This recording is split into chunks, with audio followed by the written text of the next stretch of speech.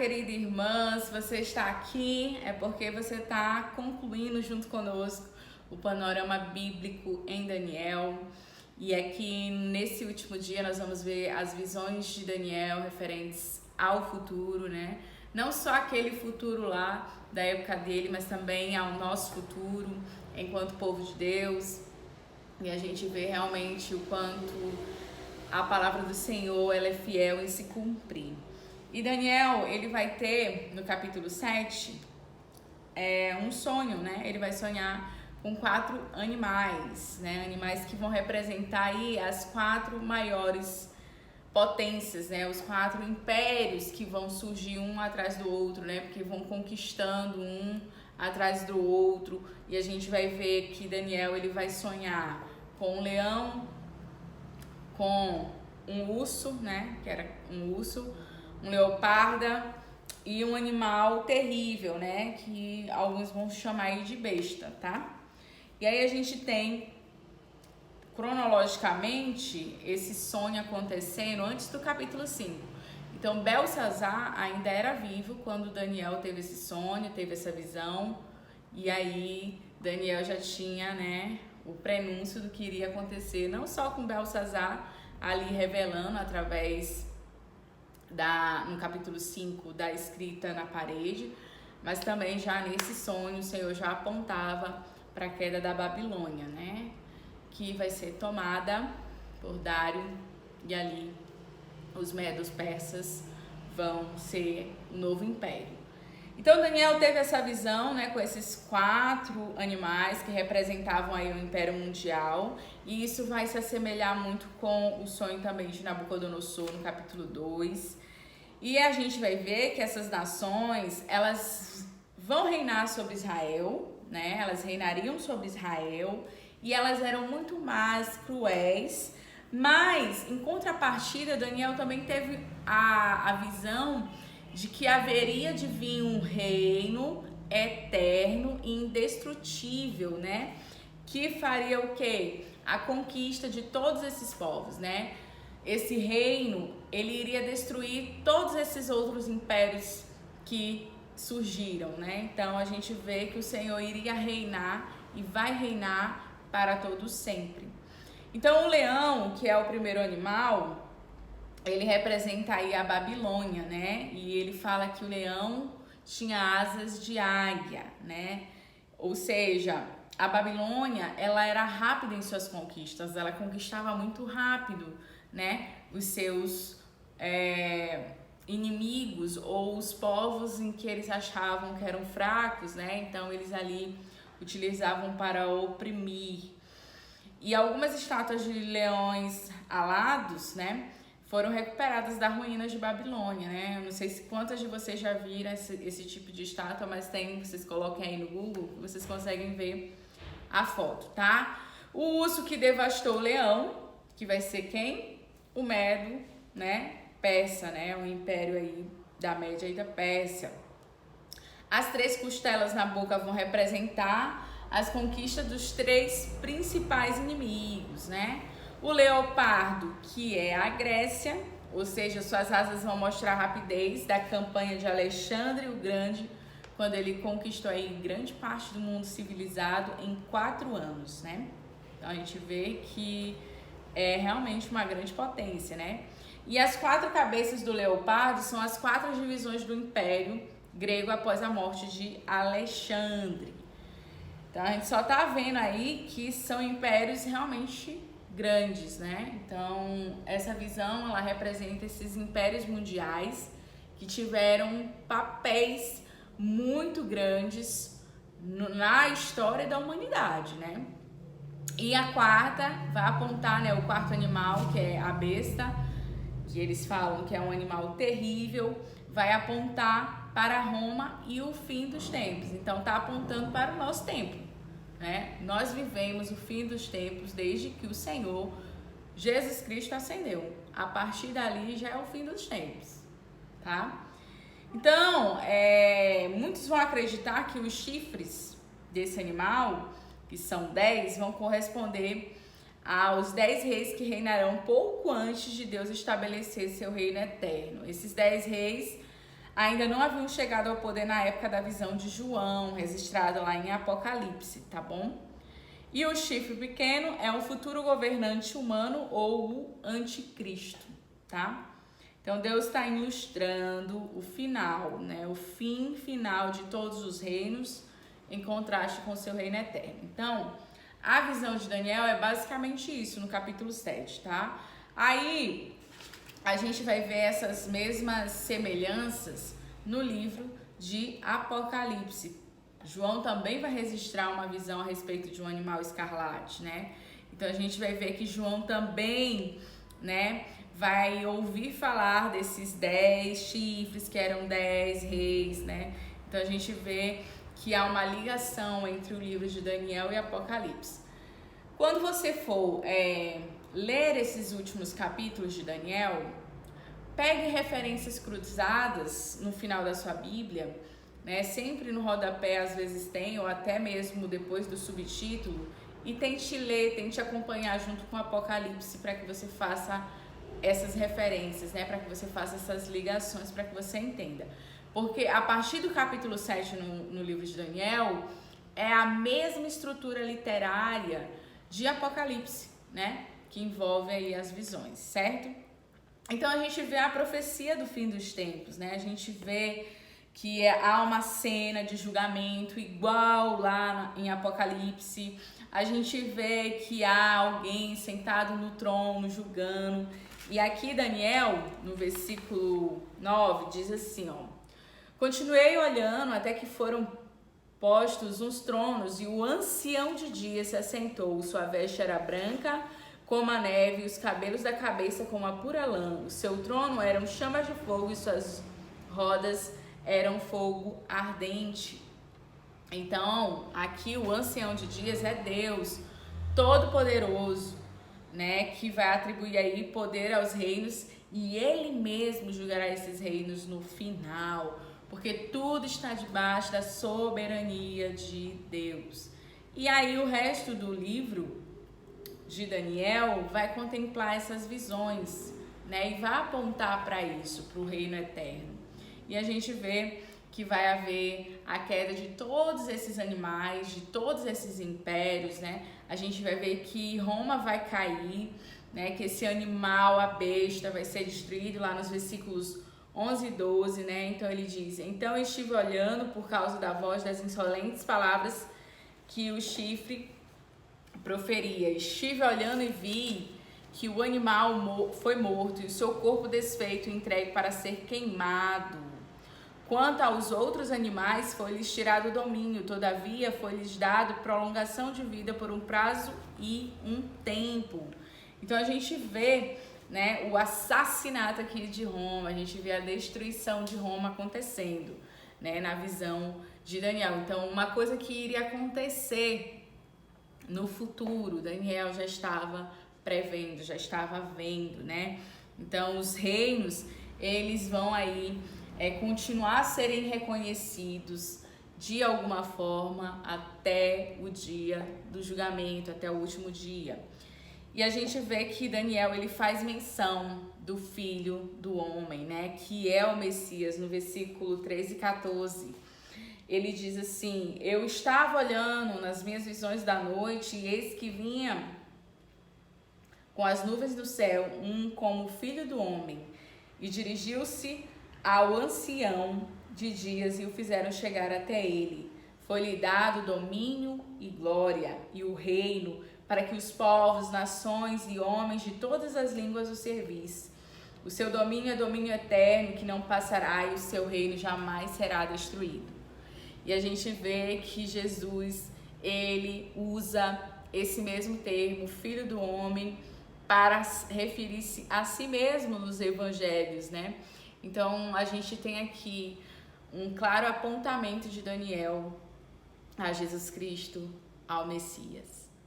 Lá no Antigo Testamento, a gente vê Daniel vendo, contemplando o Filho do Homem, contemplando a Jesus, né? Daniel realmente foi um profeta muito especial, né? Posso dizer, me atrevo a dizer que foi um dos profetas queridos de Deus.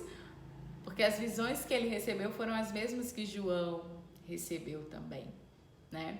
Muito parecidas, muito semelhantes, e ver claramente o Filho do Homem, né? Como aqui narra o versículo 13, com as nuvens, né? Esse que vinha com as nuvens, o Filho do Homem, né? Contemplando aí a vinda do nosso Senhor Jesus. Então a gente vê que o povo vai ser governado pelo Messias, né? Jesus Cristo vai dar aí a Israel um novo reino, né? A sua igreja composta por todos os fiéis, a sua vinda, né? Quando Jesus vem, ele introduz esse reino que Daniel está falando aqui.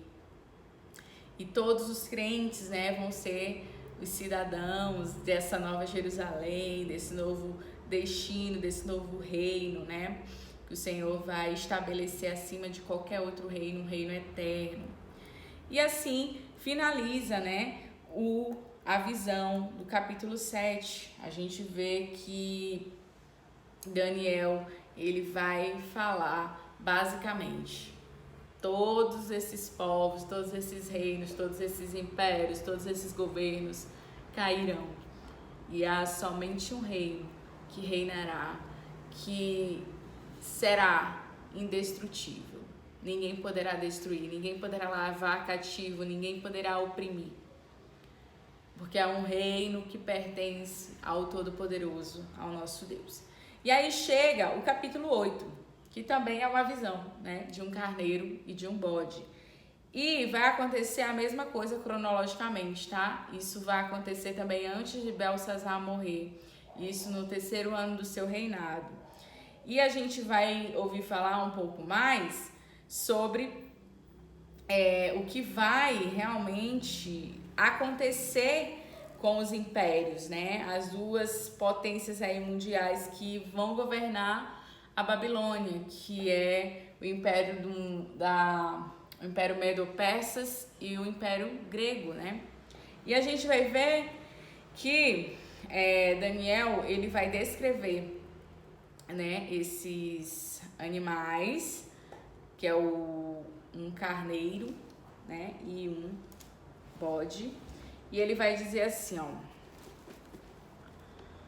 no versículo 2: quando a visão me veio, pareceu-me estar eu na cidadela de Suzã, que é província de Elã, e vi que estava junto ao rio Ulai. Então levantei os olhos e vi, e eis que diante do rio estava um carneiro, o qual tinha 2 chifres, e os 2 chifres eram altos, mas um mais alto do que o outro, e o mais alto subiu por último. Vi que o carneiro dava amarradas para o ocidente, para o norte e para o sul, e nenhum dos animais lhe podia resistir, nem havia quem pudesse livrar-se do seu poder. Ele, porém, fazia segundo a sua vontade, e assim se engrandecia. Então a gente vê aqui que esses 2 chifres, eles foram aí os reis da Mídia e da Pérsia. O chifre mais longo vai representar o crescente domínio da Pérsia no Império Medo-Persa. E a gente vê que há uma representação bem grande a respeito de Alexandre o Grande, né? Aí no versículo 7 vai dizer assim, ó: viu chegar perto do carneiro e, enfurecido contra ele, o feriu-lhe e lhe quebrou os 2 chifres, pois não havia força no carneiro para lhe resistir. O bode o lançou por terra e o pisou aos pés, e não houve quem pudesse livrar o carneiro do poder dele. Então, o bode representava aí o quê? A Grécia, né? E o seu grande chifre, que era o Alexandre o Grande. Então, esta aí é um apontamento, uma previsão, né, de que a Grécia ainda não era considerada uma potência mundial quando a profecia de Daniel foi dada, né? E a gente vai ver que Alexandre o Grande vai conquistar o mundo numa velocidade, com estratégias militares, né, indicada aí pelo movimento rápido do bode contra o carneiro, né? Então a gente vê que Alexandre vai quebrar, né, as 2 partes do Império Medo-Persa.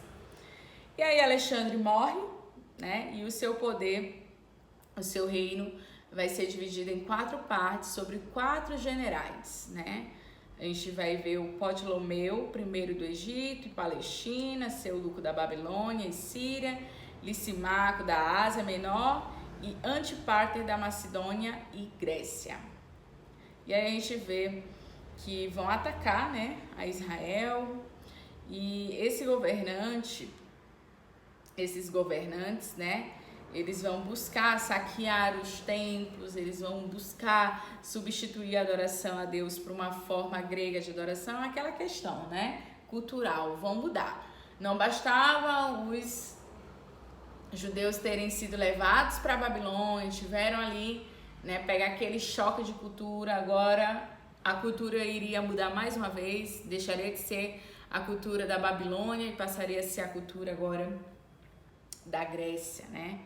E aí a gente vê menção também de Daniel ao príncipe do exército, né? Aqui vai se referir a uma autoridade celestial, talvez um anjo ou mesmo o próprio Deus. E a gente vê que Gabriel vai ser citado, né? No versículo 16 diz assim: e ouvi uma voz de homem de entre as margens do laio, o qual gritou e disse: Gabriel, dá a entender a este a visão. Né? Então, a gente vê que Deus vai usar o anjo Gabriel para explicar, né, a visão. Minhas irmãs, porque não é fácil. Quando a gente faz uma leitura por cima, né, quando a gente está naquela leitura anual e a gente vai fazer a leitura da Bíblia, vão existir momentos e partes que a gente não vai compreender na primeira leitura, que a gente não vai entender.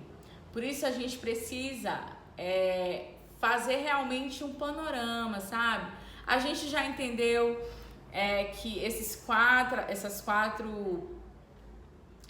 impérios, na verdade, eles são aí a referência para todas as outras visões aqui de Daniel. Porque falar dessas potências é falar de qualquer governo, é falar de qualquer nação que venha querer tomar, né, o direcionamento, governar o mundo, se tornar uma grande potência. Então a gente vê que Daniel está mostrando que não importa o quão poderoso seja, o quanto façam, o quanto dividam seus reinos, não adianta. Há um reino maior, há um reino indestrutível. E aí Daniel vai ter a ajuda, né, do anjo Gabriel, que também é o mesmo anjo que vai anunciar o nascimento tanto de João quanto de Jesus Cristo, né? Então, anjo Gabriel é alguém que a gente deve procurar quando a gente chega lá no céu para conversar, para ver como é que foi essa experiência também, né? Então, realmente Deus usa seus anjos, né? E até hoje, né, nos dias de hoje, é claro que a gente não acredita naquele ditado anjo da guarda, né? Mas existem os anjos do Senhor. Existem para fazer o seu propósito, né? Claro que não mais como antigamente, né? Hoje em dia a gente não tem como a gente ver um anjo, né? Mas com certeza eles cumprem propósitos. Assim como os demônios cumprem propósitos, como Satanás cumpre propósitos, os anjos do Senhor também. Então a gente vê que Gabriel vai ser um anjo bem importante, né, também no livro de Daniel. E aí a gente tem o tempo do fim, né, que vai se referir aí ao período final do exílio até a segunda vinda de Cristo. Então é isso que nós temos vivido, minhas irmãs, o tempo do fim. Desde que Jesus ascendeu até o dia de hoje, nós temos vivido o tempo do fim, né? O fim dos tempos já existe há muito tempo, né? As pessoas estão agora temerosas, né, com o que está acontecendo com Israel. Com certeza a gente deve, né, olhar para os acontecimentos e clamar ao Senhor e orar pela paz em Jerusalém, orar pela paz em Israel, mas nada disso, né, foge do que o Senhor prediz aqui, né, no livro de Daniel. Todos os governos passarão e o reino será estabelecido, um governo será estabelecido, que será eternamente, que será o governo do nosso Deus. Então, finaliza aí o capítulo 8 mencionando o príncipe, né, dos príncipes, que é o próprio Deus, né? Ou seja, nenhum poder humano poderia derrotar o rei que Daniel viu em sua visão, mas o Deus o derrubaria, né? Então a gente vê que o poder, a justiça de Deus sempre vai prevalecer. Então a gente nunca deve perder a fé, nunca devemos perder a esperança, né? Por mais poderosos que possam parecer os inimigos de Deus, por mais poderosos que possam parecer aqueles que afrontam o nome do Senhor, aqueles que perseguem o nome do Senhor, eles não são nada. Eles são pó debaixo dos pés do nosso Deus. Então a nossa fé e a nossa esperança deve estar articulada e firmada nisso. E aí chega o capítulo, um dos capítulos, não que o livro todo não seja lindo, mas um dos capítulos que eu tenho assim um apreço em Daniel, que é o capítulo 9. Porque não contém somente uma visão, né? Que vai falar sobre, né, Daniel relacionado aí aos eventos, né, que vão acontecer. Mas a gente vê que Daniel, ele vai clamar, ele vai orar, né, ele vai pedir pelo povo, ele vai entender que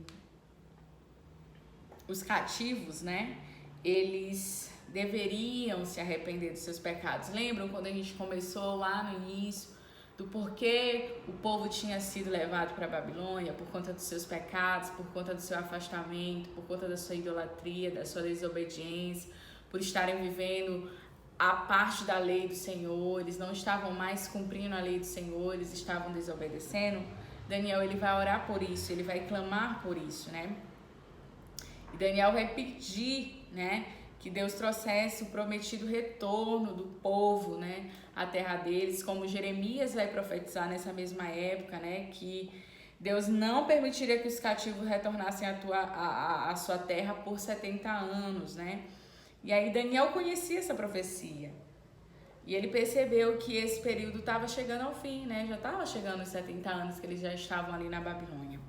E na oração de Daniel, que é a partir do versículo 3, a gente vê ele pedindo, né, pela nação, ele confessa seu próprio pecado, né, usando o pronome que a gente usa por toda parte. Ele vai, né, se arrepender, vai pedir por arrependimento, vai clamar ao Senhor. E a gente percebe uma coisa bem interessante, né, que diante das circunstâncias adversas, nós somos muito mais aptos a culpar os outros, né? Ah, mas se eu pequei foi porque fulano me incitou a pecar, né? Eu só pequei porque ele me provocou, eu só pequei porque ele fez com que a situação se tornasse isso, né? Então a gente procura culpar os outros, né? Mas a gente não examina nós mesmos, a gente não confessa os nossos pecados. Então eu quero que você leia o capítulo de Daniel, principalmente a oração de Daniel, como se fosse a sua oração nos dias de hoje. Leia pausadamente, ore. Depois daqui que terminarmos, você pode pegar a palavra do Senhor e orar, né? Como Daniel voltou o rosto ao Senhor Deus para buscar com oração e súplicas, com jejum, com pano de saco e cinza. Minhas irmãs, uma coisa que a gente tem que aprender aqui com Daniel é aprender a buscar a Deus. Daniel, ele não era soberbo, altivo, mas ele se humilhava, ele se prostrava diante de Deus. Ele buscava diminuir o seu eu, enfraquecer o seu eu, para ouvir a voz do Senhor. Daniel vai jejuar, Daniel vai orar, Daniel vai confessar, Daniel vai implorar. Quantas vezes nós fazemos isso na nossa caminhada cristã? Não fazemos. E a gente quer ter o mesmo nível de relacionamento e intimidade que Daniel tinha com Deus. Não vamos ter. Não vamos ter. Nós precisamos buscar. porque o acesso foi nos dado através do sacrifício do nosso Senhor Jesus Cristo. Ele é o nosso intermediador. Antes não havia comunicação entre o pecador e Deus, mas agora há, por conta da justificação que Cristo conquistou na cruz para cada um de seus filhos. Então Daniel sabia orar. E a gente tem que aprender a orar com Daniel. Ele orou, ele jejuou, ele confessou seus pecados, né? Ele orou com total redenção. Ele se rendeu ao Senhor. E com total abertura ao que Deus estava lhe dizendo, né? Então, assim, quando a gente ora, será que a gente fala, né? Tudo que realmente nós cometemos, todos os pecados que nós cometemos contra Deus, será que nós somos sinceros em nossas orações? Será que nós nos humilhamos ou nos consideramos melhores que alguém? Sabe? Será que a gente consegue ouvir a voz do Senhor através da sua palavra? A oração é a forma de nós falarmos com Deus e a palavra de Deus é a forma dele falar conosco. Será que nós estamos atentos? Então vamos examinar, né? Vamos falar com Deus com abertura, com vulnerabilidade, com honestidade e buscarmos realmente a resposta do Senhor. Então os cativos de Judá, eles se rebelaram contra Deus, né? Os seus pecados haviam levado eles para o cativeiro. E Deus era misericordioso, né? Até com os rebeldes, se eles confessassem os seus pecados e se eles voltassem para Ele, né? Ele não permitiu que a desobediência daquele povo impedisse eles de ir até Ele, né? De voltar até Ele. E nos dias de hoje também. Deus não impede que a nossa desobediência seja um empecilho para nos relacionarmos com Ele, porque se fosse, minhas irmãs, nenhuma de nós teria acesso ao Senhor. Que todas nós somos pecadoras, todas nós cometemos pecado contra Deus. Mas não é pelos nossos méritos, é pelos méritos de Cristo. Então depois ore essa oração de Daniel, veja os pontos cruciais, né? Deus, ele havia mandado muitos profetas para falar com o seu povo, mas eles, ignoraram as mensagens. Judá tinha Israel, o reino do norte, como exemplo, mas eles não deram ouvidos. E aí a gente vê que Daniel também vai mencionar algumas maldições no versículo 12, ou no versículo 11 ao 13, e que vai nos ensinar, né, de que obedecer vai no quê? Nos trazer bênção, e desobedecer vai nos trazer maldições, né? A gente vê que o povo enfrentou maldições por desobediência, foram levados cativos por desobediência. E não que isso se aplique da mesma forma que acontecia com o povo antigamente, mas é o mesmo princípio. Queridas, se nós obedecermos ao Senhor, é impossível Ele não nos abençoar, é impossível. Não estou falando de tribulação, de aflição, de conflito, não. Estou falando de bênção, mas um bem espiritual, de aperfeiçoamento. Então a gente deve buscar ao Senhor perdão, né? Nós devemos ir até Ele e pedir ajuda. Daniel também vai falar, né, sobre como Deus continuamente tentava trazer Israel de volta para si. Eles vão recusar, minhas irmãs, a obedecer. Daniel vai implorar por misericórdia.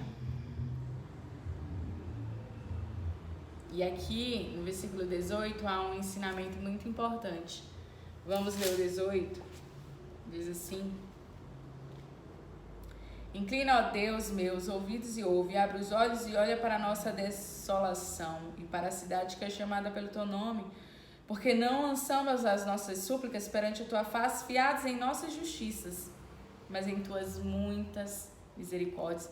Vou ler só esse final. Porque não lançamos as nossas súplicas fiados em nossas justiças, mas em tuas misericórdias. Daniel sabia que o povo merecia ira e castigo da parte de Deus. E Deus ainda assim demonstrava misericórdia a esse povo. Deus ainda assim derramava a sua graça. Então ele envia misericórdia em vez de castigo. Ele enviou para o povo misericórdia em vez de castigo. Porque ele queria trazer o povo novamente para si. E por vezes eles desobedecendo, por vezes eles recusando, e a gente vai ver isso na volta deles lá para Jerusalém. E quando eles foram libertos, quando eles podiam estar livres para voltar para sua terra, eles não se alegraram. E Deus vai responder a oração de Daniel. E a partir dos versículos 24, a gente vê que há a menção das 70 semanas, né? E cada dia dessas 70 semanas pode representar um ano, né? A Bíblia costuma aí usar números redondos para fazer uma observação, não para contar exatamente. Então, alguns estudiosos vão ver isso como um período figurativo. Outros vão interpretar esse período literalmente como 490 anos, né? Então, a gente vê que é uma interpretação sobre as tribulações, né? Ainda no futuro. O Messias virá. E aí no 26, Daniel diz: depois de 72 semanas será morto o ungido e já não estará. E o povo de um príncipe que há de vir destruirá a cidade e o santuário. O seu fim será no dilúvio. Até ao fim haverá guerra. Desolações são determinadas. O Messias vai ser rejeitado, morto pelo seu próprio povo. Olha o evangelho aqui de Daniel.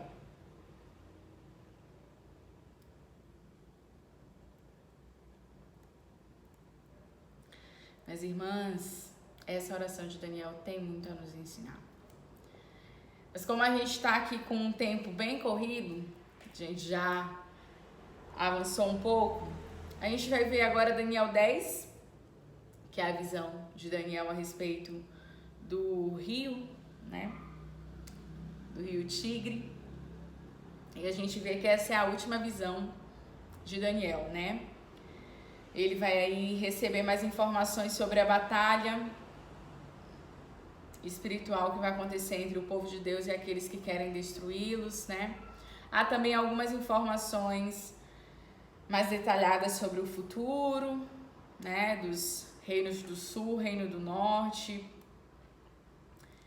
E antes dessa visão, Ciro, ele vai permitir que os judeus retornem a Jerusalém.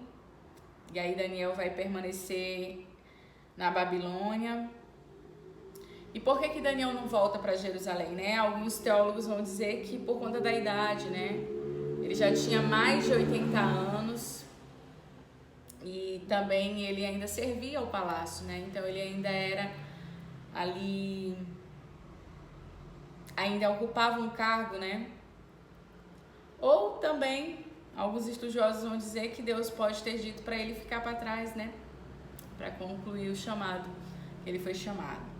Então, a gente vê mais essa visão, a gente não vai entrar muito em detalhes, vocês podem ler. É como eu falei, o panorama é focar na mensagem principal, tá? E essa visão é só mais uma que vai apontar para o que a gente tem falado desde o início.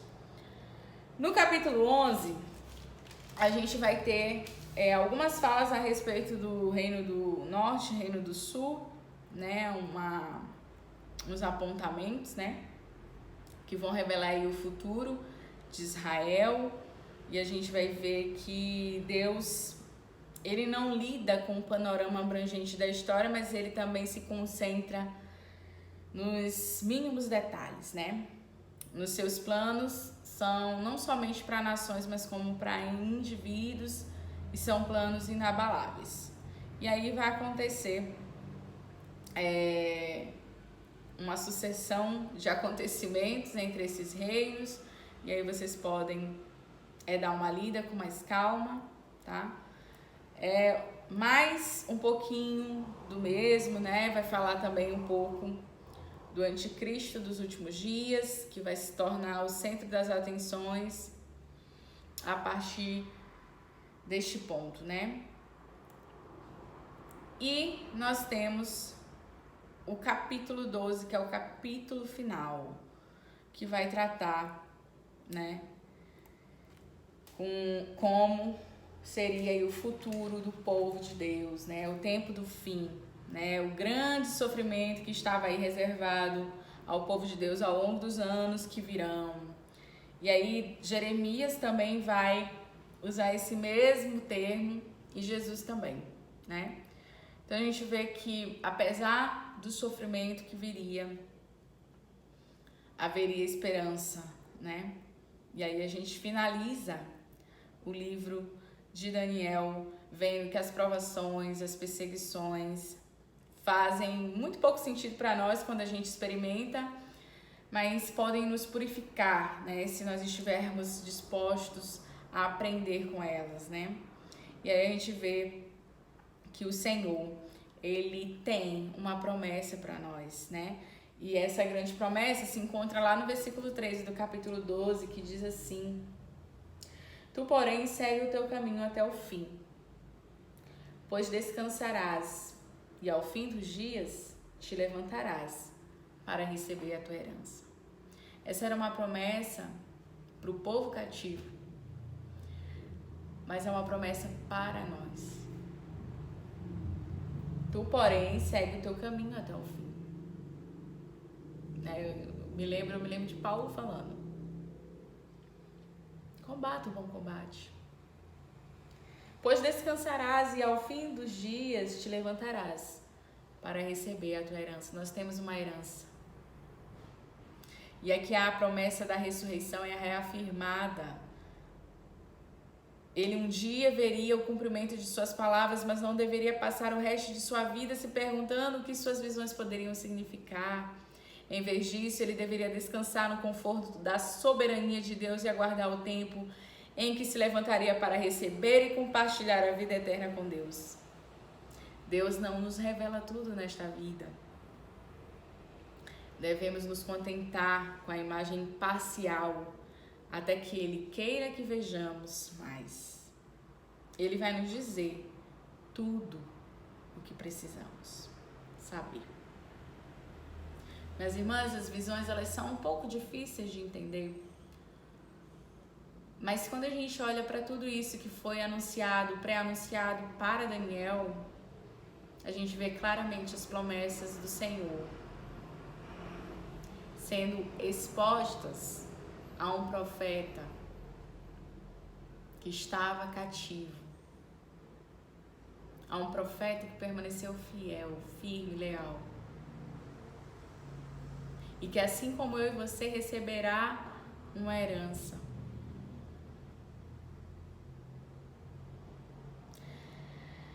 Deus não nos revela tudo nesta vida, minhas irmãs. A gente não entende muita coisa do que acontece.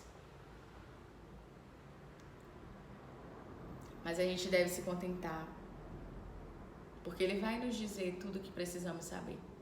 E o que não precisamos saber, não nos compete.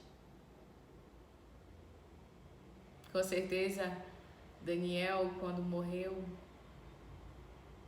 experimentou uma parte da herança.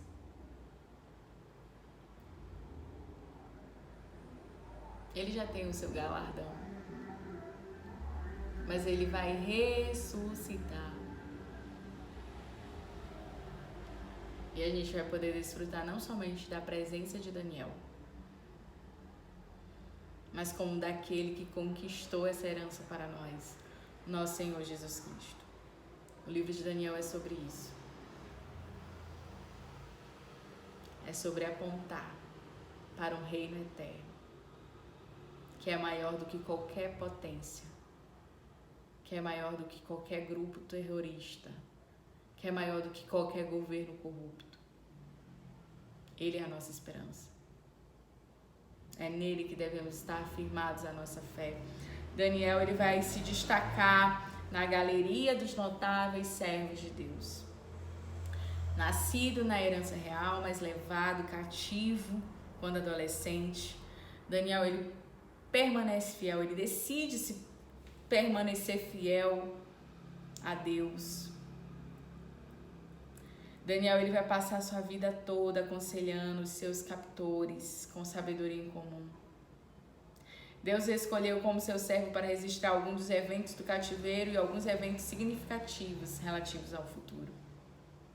Como um homem idoso, tendo sido fiel a Deus ao longo de seus anos, Daniel foi garantido por Deus que ele ressuscitaria dos mortos e receberia sua porção no reino eterno de Deus. A fidelidade a Deus tem uma rica recompensa, não necessariamente nesta vida, mas certamente na vida por vir. Que venhamos ansiar pela vida por vir.